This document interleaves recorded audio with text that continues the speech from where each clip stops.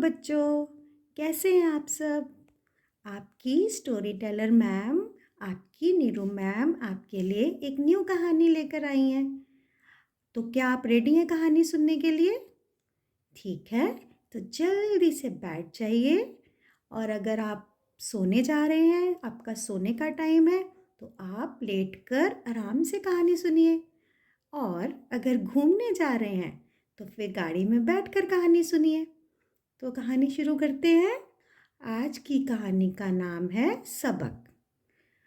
वंश एक को अपने खिलौनों से खेलने का बहुत शौक था।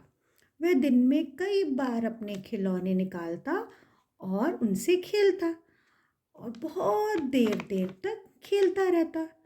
लेकिन वो कभी भी अपने खिलौनों को वापस टॉय बॉक्स में नहीं रखता था।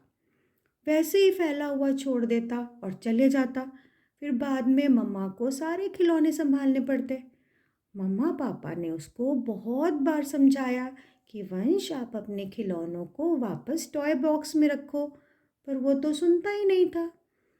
एक दिन जब वो अपने खिलौनों से खेल रहा था, तो उसको बाहर से अपने दोस्त की आवाज़ सुनाई दी।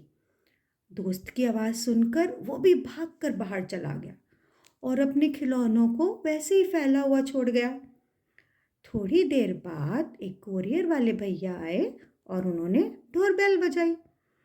डोरबेल की आवाज़ सुनकर पापा अपने रूम से बाहर आए और डोर की तरफ जाने लगे। लेकिन रास्ते में तो वंश के खिलौने फैले हुए थे। पापा ने नहीं देखा और जब वो जा रहे थे तो उनका पैर खिलौने में पड़ा और वो बहुत ज़ोर से फिसल गए। और मम्मा जल्दी से बाहर आई।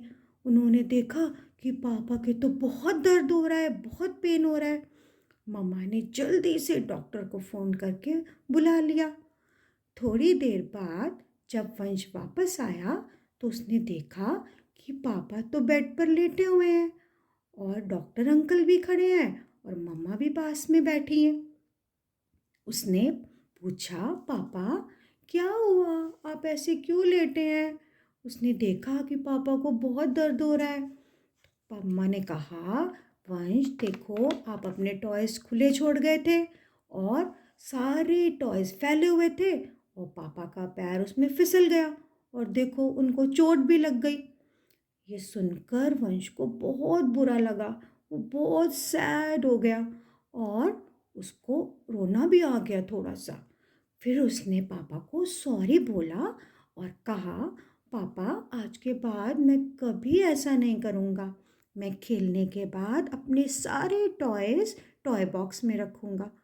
ये सुनकर मम्मी और पापा बहुत खुश हो गए और उन्होंने उसको बहुत सारा प्यार किया। तो बच्चों, आप लोग तो अपने टॉय संभालते हैं ना? और अगर नहीं संभालते हैं तो अब से रोज़ संभालिएगा। खेलने के बाद अपने टॉयज़ को वापस टॉय बॉक्स में रखना बहुत ज़रूरी है। नहीं तो किसी को भी चोट लग सकती है, आपको भी लग सकती है ना? तो फिर अब से आप अपने खिलौने ज़रूर संभालेंगे।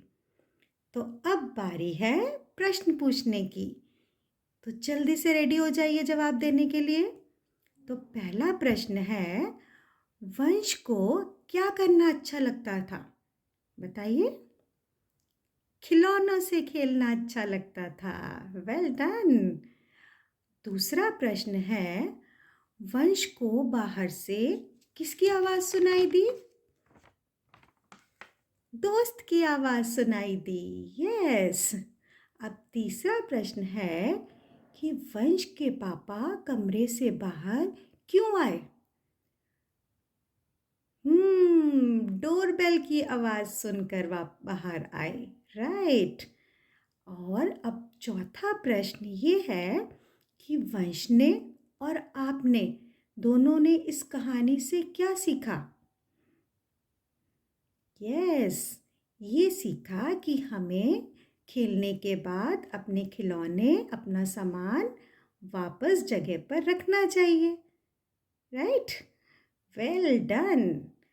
ओके, तो अब नेक्स्ट टाइम मैम आपके लिए फिर से एक और कहानी लेकर आएंगी। लेकिन अब आपको क्या करना है? अब आप चैनल को लाइक और सब्सक्राइब ज़रूर करिएगा और साथ ही साथ कमेंट बॉक्स में मुझे बताइएगा कि आपको कहानी कैसी लगी। Bye bye.